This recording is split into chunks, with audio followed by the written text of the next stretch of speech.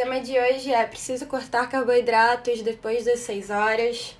É um tema que já virou crença popular por aí e a gente vai hoje desmistificar tudo com muita ciência e muito pouco achismo.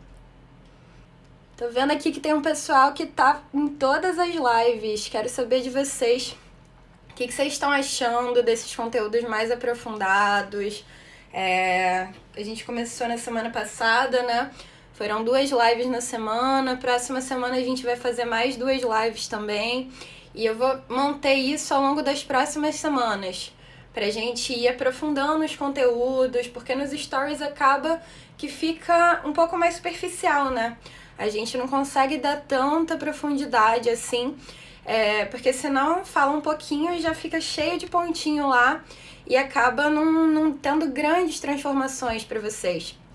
Então a ideia das lives é isso, que vocês possam ter conteúdos mais aprofundados, para ter conteúdos que possam gerar transformação. Então depois dessa maratona assim, de lives, eu vou manter 2 por semana nessas próximas semanas.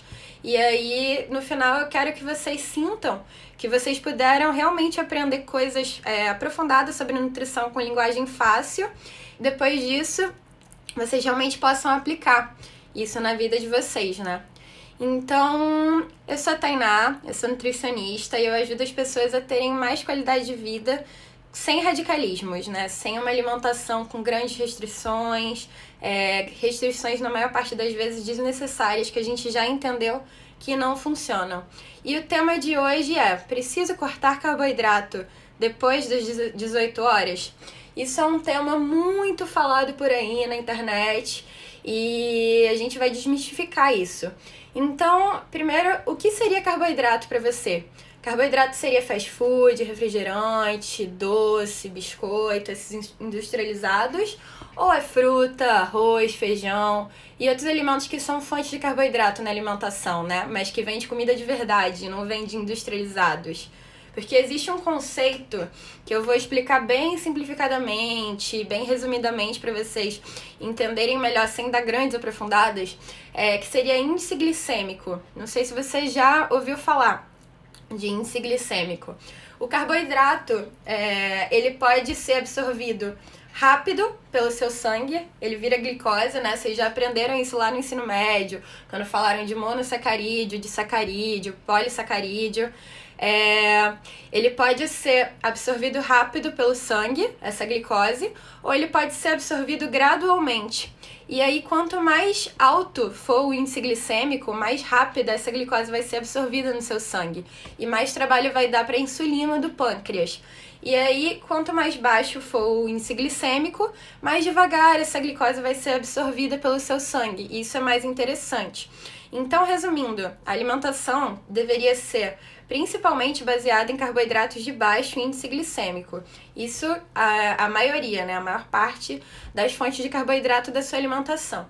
Ou seja, a qualidade do carboidrato, ela vai fazer diferença também, a velocidade com que ele é absorvido, não só comer carboidrato em si. Então, sobre a frase tema da nossa live: eu preciso cortar carboidrato depois das 6? Eu escuto muito isso, principalmente de quem quer emagrecer. Mas até quem quer hipertrofia ou performance no esporte também se preocupa muito com essa frase. Então, será que isso é mito para qualquer que seja o seu objetivo? Será que ela é verdade para todos os objetivos? Ou vai depender do caso? Comenta aqui o que você acha. Isso é verdade para todo mundo? Isso é mito para todo mundo? Ou depende do objetivo da pessoa? Eu vou dar essa resposta para você ao longo dessa live. A gente vai explicar alguns conceitos para entender isso melhor. Então, essa frase, ela normalmente aparece em revistas, em blogs, eu escuto isso normalmente das pessoas que ficam procurando dietas milagrosas, né? Aquelas pílulas mágicas, que a gente já viu que isso não funciona. Um processo gradual, ele vai se sustentar por mais tempo. Essas dietas milagrosas, elas podem até funcionar a curto prazo. Você tem a impressão de que você perdeu peso, principalmente essas dietas de revista, né? Perca tantos quilos em uma semana com a dieta da melancia. Quem nunca passou na banca e olhou esse tipo de dieta, né? E isso chama, quando a gente não entende muito, isso na hora chama. O marketing da indústria fitness, ele promete essas coisas milagrosas, porque isso chama muitos clientes, isso faz as pessoas comprarem esses produtos, esses falsos milagrosos por aí. Aí o que acontece? A pessoa perde água, perde músculo, e aí, depois, muitas vezes ela recupera o dobro do peso. Então, isso não é tão interessante. Depende do objetivo. Vou explicar isso melhor pra vocês. E aí, isso, na maior parte das vezes, não é interessante, né? Que adianta você perder peso rápido, depois recuperar o dobro? A maior parte desse peso não foi gordura, foi músculo, foi água. Então, fazendo isso por muito tempo, você estraga o seu metabolismo. Por isso que na anamnese, na minha consulta, eu sempre pergunto se a pessoa já fez dieta antes, se ela fez acompanhada, se ela fez sozinha, se ela pegou da internet. Isso é muito importante para entender como está o metabolismo dela também. Que independente de qual seja o objetivo dela, que a gente não tá falando só de emagrecimento, se ela já fez muito dessas dietas restritivas, ou se ela tinha aquele conceito do fitness de bulking cutting, que você quer ganhar massa, e aí você come de tudo, e depois você restringe absurdamente. Então, dois extremos, né, pra ganhar e perder. Você acaba com isso entrando nesse efeito sanfona e estragando seu metabolismo. Então, a gente vai ter um processo muito mais longo por aí, de trabalho para recuperar esse metabolismo do indivíduo, né? Então, o caminho ideal mesmo para você conseguir manter a sua saúde também e o corpo que você deseja seria esse processo mais lento, que não é o que vende por aí, não é o que eles mostram na revista, mas é o que funciona de verdade. Vou contar pra vocês, então, um pouco de uma coisa que aconteceu comigo. Quando eu entrei nessa fase, né, que eu contei pra vocês nas lives anteriores, de quando eu era adolescente, e comecei as minhas mudanças alimentares por conta própria, pegando informações soltas na internet e acreditando em várias besteiras que eu acreditava antes de começar um acompanhamento com nutricionista, eu acreditava muito nisso, e ficava me sentindo culpada toda vez que eu comia fonte de carboidrato depois das 6. Porque eu escutava isso, né? Pra você perder peso, pra você ter o corpo que você quer, pra você manter um corpo com pouca gordura, não coma carboidrato depois das 6. E aí toda vez que eu comia carboidrato, muitas vezes chegava com muita fome à noite, ficava me sentindo culpada, falava, meu Deus, não tô fazendo nada certo, vou engordar. Coisas muito comuns que a gente vê por aí. Alguém aí já fez isso, comenta aqui.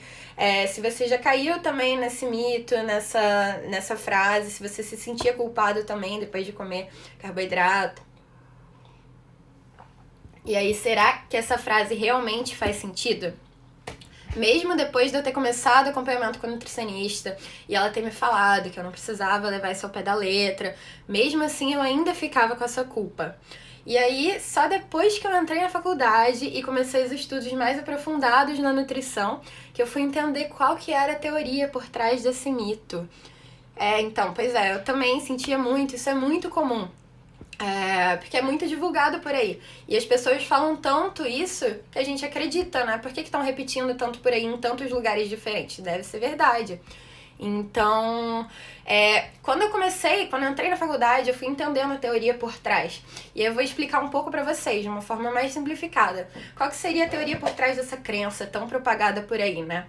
No momento do dia, o nosso corpo está fisiologicamente mais preparado para gastar energia e também para digerir, metabolizar e absorver os nutrientes que a gente ingere, com a intenção de produzir energia para que a gente possa usar.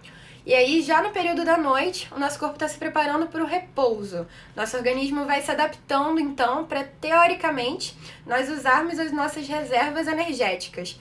E aí, algumas mudanças hormonais acontecem, né? À noite aumenta a produção de melatonina, que é o hormônio do sono, e alguns outros hormônios importantes nessa adaptação do corpo.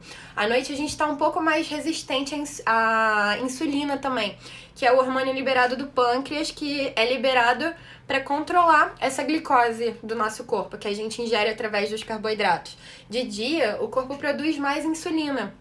Então, ele está mais preparado para absorver essa glicose que a gente ingere.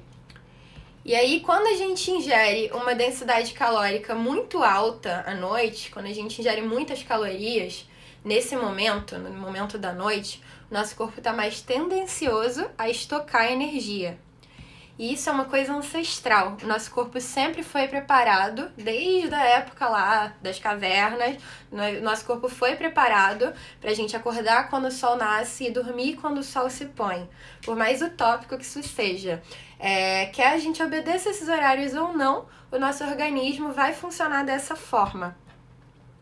Então essa crença que foi divulgada por aí, ela não é 100% maluquice sem nenhum fundamento. Existe uma teoria científica por trás, só que ela puxa para os extremos, para o 880 que a gente já viu que não funciona.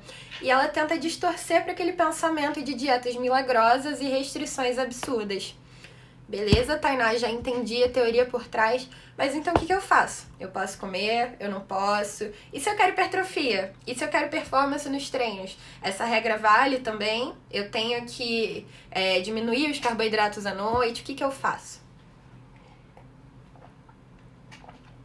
O ideal, então, seria, gente, de forma geral, concentrar os alimentos, carboidratos e calorias na parte do dia, dormindo e acordando um pouco mais cedo, respeitando o ritmo natural do nosso corpo e parando de comer um pouco mais cedo também.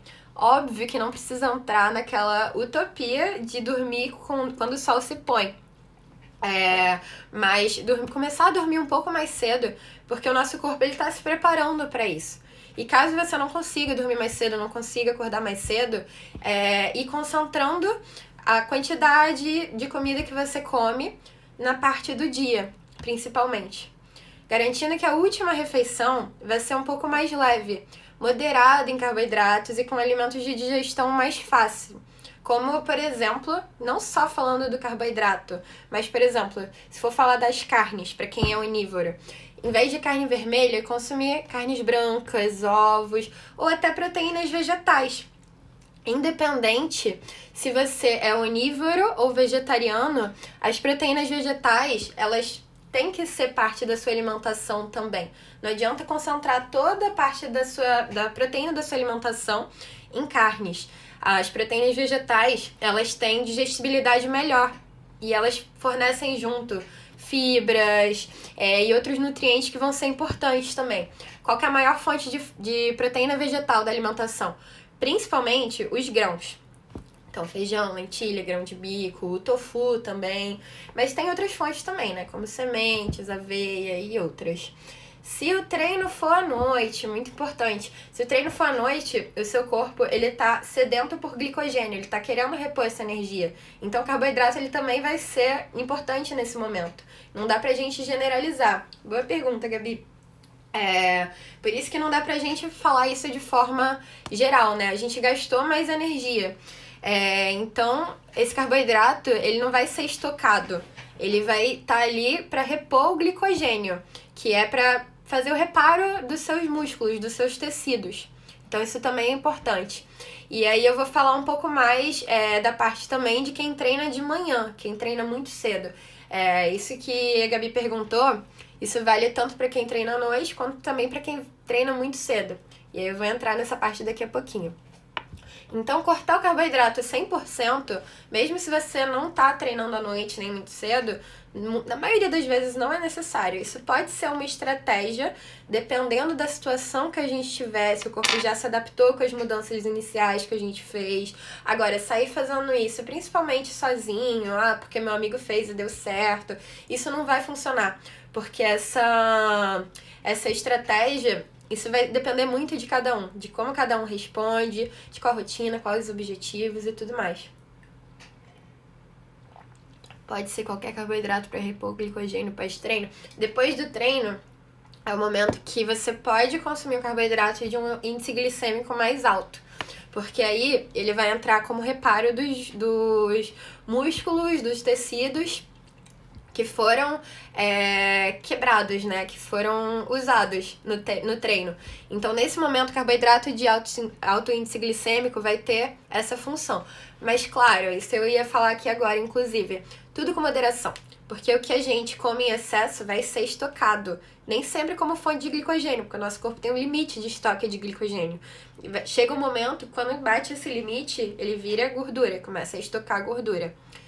Então, existem estudos feitos também com adultos, mostrando que indivíduos que pularam o café da manhã, ou seja, não comiam na parte do dia nesse primeiro momento, e comiam mais na parte da noite, eles ganharam mais peso, tiveram mais chances de desenvolver problemas cardiovasculares, obesidade, hipertensão e outras doenças crônicas. Então, se você costuma pular o café da manhã, só que você tem muita fome na parte da noite, talvez omitir o café da manhã não seja a melhor estratégia. Porque essa fome noturna muitas vezes é resultado de uma má alimentação ao longo do dia. Isso é muito comum, tá, gente? Eu vejo muito isso em consulta, isso é bem mais comum do que vocês pensam.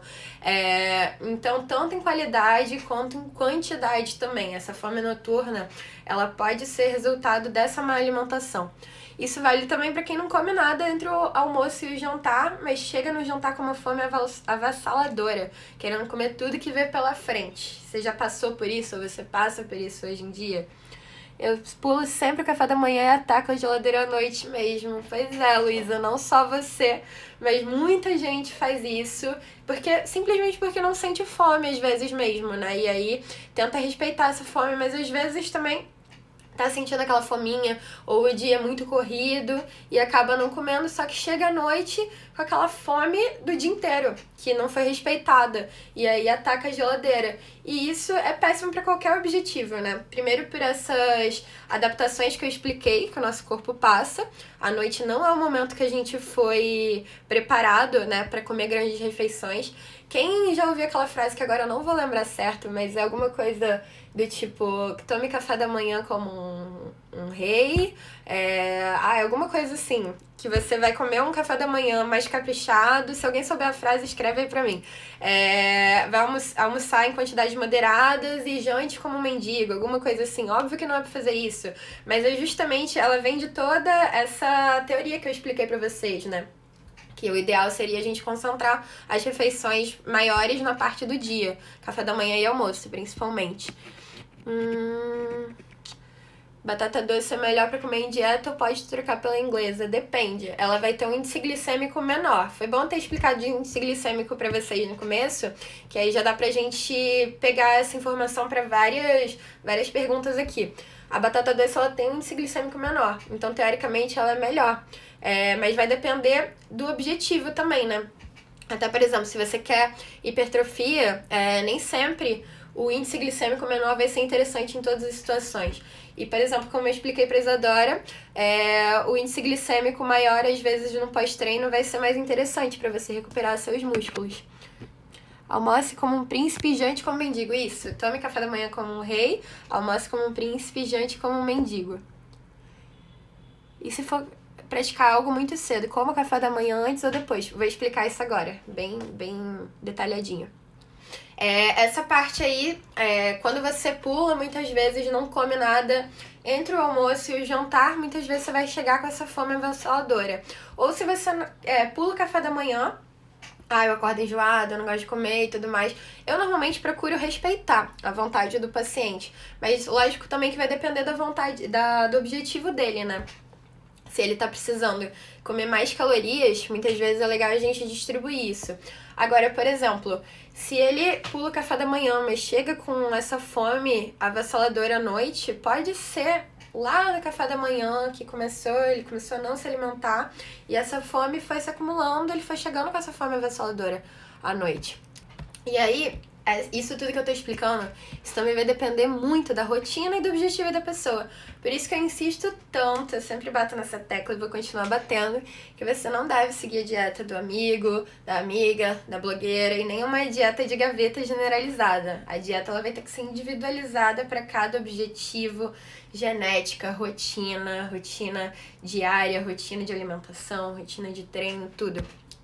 Então, por exemplo, se o indivíduo quer hipertrofia, o carboidrato ele vai ser mais importante ainda, porque a gente vai evitar um catabolismo noturno. Ou seja, não é porque eu falei isso que se você quer hipertrofia, você vai sair se entupindo de carboidrato à noite para não catabolizar, tá? Porque o excesso, ele também não vai ser benéfico. O excesso, o nosso corpo vai estocar em como forma de gordura. Então, essas adaptações fisiológicas que o nosso corpo faz para estocar mais energia, elas continuam acontecendo independente do seu objetivo. Ou seja, moderação. A quantidade certa, só quem vai saber, na verdade, é um nutricionista que vai ver junto com você, que você também entende o seu corpo. Então, só o nutricionista, ele tem que ver de acordo com você como que é o seu corpo, como que é a sua fome, como que é a sua rotina. Então, depois de avaliar tudo isso, seus treinos também, como que é a rotina de treino, objetivo e todo o restante, ele vai saber qual é a quantidade certa pra você. Então, confia na quantidade, nos alimentos que ele te passar e segue. Segue que ele vai saber o que ele tá fazendo. Outra questão importantíssima também, respondendo a pergunta da Ana Paula. Falando agora um pouco sobre desempenho nos treinos, né? Se você treina logo depois de acordar, seu pré-treino ele vai ser a sua última refeição da noite anterior. O carboidrato que foi ingerido nessa refeição, ele vai ser armazenado como glicogênio. Glicogênio eu falei aqui um pouco mais cedo, né? O glicogênio ele é uma forma mais complexa de carboidrato. Ela vai ser quebrada lentamente em glicose e vai sustentar a energia do seu corpo durante mais tempo. E esse carboidrato armazenado que vai fazer com que você tenha combustível e energia suficiente para treinar no dia seguinte. Então, se você come imediatamente antes de treinar, isso vai te dar uma energia rápida ali durante o treino. Mas é a última refeição do dia anterior que vai fazer diferença na energia ao longo de todo o treino. Principalmente se for um treino de longa duração. Então, por exemplo, gente, para finalizar aqui, se vocês tiverem mais perguntas, vão me mandando, que eu vou respondendo aqui ao longo das explicações. Sim. Melhor que seja um carboidrato de baixo índice glicêmico. Por quê? Porque ele vai ser liberado mais lentamente, ele não vai dar aquele pico de glicose no sangue.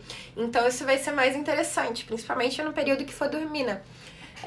Então, por exemplo, gente, quero saber aqui, quem nunca foi pra um rodízio, pra um barzinho e saiu comendo um monte de fritura, exagerou na comida na parte da noite e aí foi dormir com mal-estar, teve insônia, uma qualidade de sono ruim, um sono mais leve, acordou mais cansado no dia seguinte. Isso é bem comum. E não que você não possa fazer isso uma vez ou outra. Eu, por exemplo, vou amanhã no rodízio com minhas primas, algumas delas estão aí.